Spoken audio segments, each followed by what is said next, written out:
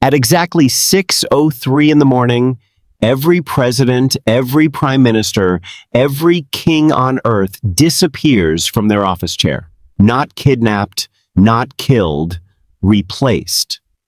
In their place sits someone else. A street vendor from the edge of a slum, a rickshaw driver who hasn't eaten a full meal in 2 days, a woman who has been sleeping under a bridge since her house was torn down for a highway. 195 countries, 195 new leaders. Every single one of them was, until this morning, among the poorest people in their nation. Nobody voted for this. Nobody planned it. The cameras just show it happening all at once across every time zone, like the planet flipped a switch it didn't know it had. By 6:15, the palace guards in one country are staring at a man in torn sandals sitting on a throne built from imported marble. He doesn't move. He doesn't speak. He's staring at his own hands like they belong to someone else. By 7 o'clock, the world's banks have already lost 12% of their value. Nobody knows who's actually in charge of anything anymore. Screens across every stock exchange just show red. And somewhere in the middle of all that chaos, one woman named Amara, until yesterday, a fruit seller who slept on a mat behind her stall, is being handed a folder marked nuclear codes by a general who has no idea whether to bow or run. That's minute one, and it only gets stranger from here. By the end of the first day, half the new leaders haven't said a single word to the press.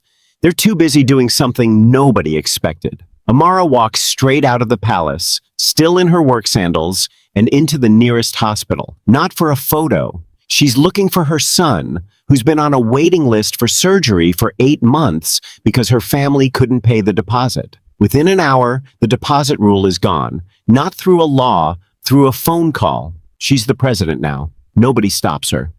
Across the world, the same thing keeps happening. New leaders walking straight back into the exact neighborhoods they came from, except now every door opens for them. Free clinics appear overnight, not because of new taxes, but because these leaders finally understand exactly which forms, which fees, which quiet little rules were keeping people like them out. For the first week, it feels like something impossible is happening. Food lines get shorter. Rent freezes get announced in a dozen countries within days.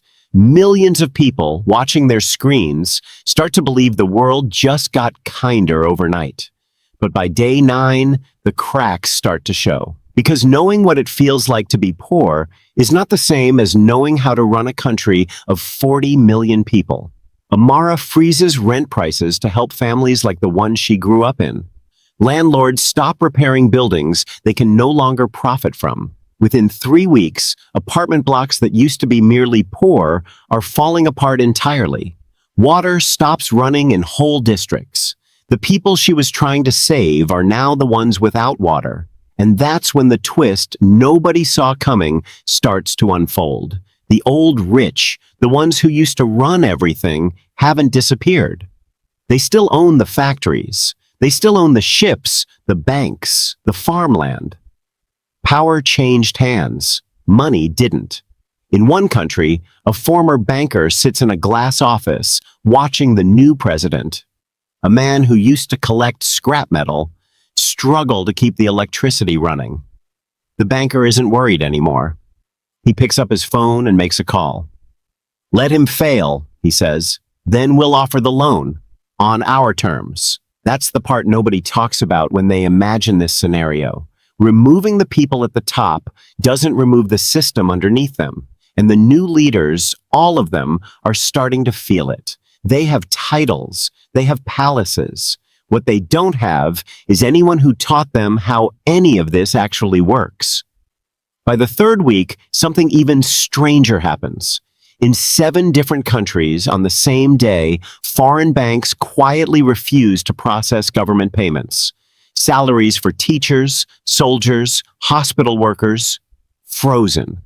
Not because there's no money, because the people who control where money moves have decided to make a point. Amara stands in front of a room of furious generals who haven't been paid in 10 days. She has no army training, no economics degree, just a memory of exactly what it felt like to go without food as a child. She makes a choice nobody advised her to make. She goes on live television and tells the entire country the truth, every bit of it. Who's freezing the money? Why? What it would take to fix it.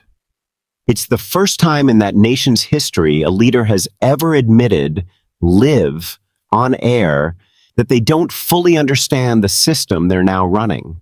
And something unexpected happens. People don't panic. They organize. Farmers start trading food directly with hospitals, skipping the frozen banking system entirely. Neighbors who've never had a working relationship with government start building their own local supply chains because, for the first time, the person at the top feels like one of them, not above them. It's messy, it's chaotic, but for a moment, it almost works. Meanwhile, in a colder country on the other side of the planet, a very different story is unfolding. A former night shift janitor named Tomas is now sitting behind the desk of a president who once ignored people exactly like him. He doesn't freeze rent. He doesn't cut deposits. Instead, on his very first morning, he does something almost nobody predicted. He calls the old president, the one he replaced, and asks him to stay. Not as a ruler, as a teacher. For 6 strange weeks, the two of them sit in the same office. One explains how the Treasury works, how trade deals get signed, how a single wrong signature can collapse a currency overnight. The other explains what it actually feels like to lose your home over an unpaid bill nobody warned you about. Neither of them fully trusts the other. But slowly, something neither expected starts to form. Not friendship exactly, understanding. Tomas becomes the leader reporters call the question asker, because in every meeting with every banker, every general, every foreign diplomat, his first words are almost always the same. Explain that to me like I've never heard it before, because I haven't. It's slower than what Amara is doing, less dramatic. No overnight miracles, no headline-grabbing rent freezes. But 6 months later, his country is one of the only ones that hasn't fallen into chaos or quietly slid back into the hands of its old rulers. Then, in week 5, the twist inside the twist arrives. Some of the new leaders start changing. Not all of them, but enough. A man who used to sleep in a bus station in one country starts wearing suits flown in from overseas. He stops answering calls from his old neighborhood. He starts taking meetings with the same old banks his people elected him to stand against. Nobody forced him. Power did what power has always done.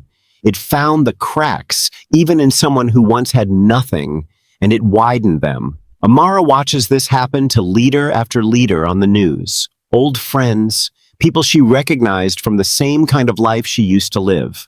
One by one, a few of them start to look less like the people who replaced the system and more like the people who used to run it. She starts to wonder if the problem was ever really about who sits in the chair. By week 8, the world has split into 2 very different stories. In some countries, the poorest turned leaders have completely burned out, handing power back to whoever will take it, exhausted, overwhelmed, in over their heads. In others, something new has actually taken root. Not perfect, not equal, but different. Hospitals that used to turn away the poor now quietly treat everyone first. Ask about payment later. Leaders who still, months later, take the bus instead of a motorcade because they never learned any other way to travel and never wanted to. Amara becomes one of the second kind, not because she was wiser than the others, because she never stopped going back to that same hospital, the same food stalls, the same cracked sidewalk she grew up on. She never let the palace replace the memory of the mat she used to sleep on. By the final week, reporters from every corner of the planet ask her the same question over and over. Did it work? Did putting the poorest people in charge of every country actually fix anything? She doesn't answer right away. She takes them somewhere they don't expect. not the palace. The old fruit stall, still standing, still hers, still run by her sister while she's been away. She picks up an orange, turns it over in her hand, and finally answers. "You're asking the wrong question," she says. "You think this was about who has power. It was never about that. It was about who power belongs to once they get it. Some of us remembered where we came from. Some of us forgot the moment the doors opened. And here's the twist that closes the whole story. The cameras zoom out across all 195 countries one final time. Some palaces now sit empty, leaders having quietly stepped down, replaced again by the same old faces, the same old names, the same old money. Other palaces have changed completely, not just who sits inside them, but how they're used. Free clinics inside government buildings, grain stores where treasuries used to be. The world didn't get one answer. It got 195 different ones, all happening at once, all proving the exact same thing. Poverty never taught anyone how to run a country, but it taught some of them exactly what a country is for. And the ones who remembered that changed everything. The ones who forgot it just became the very thing they replaced.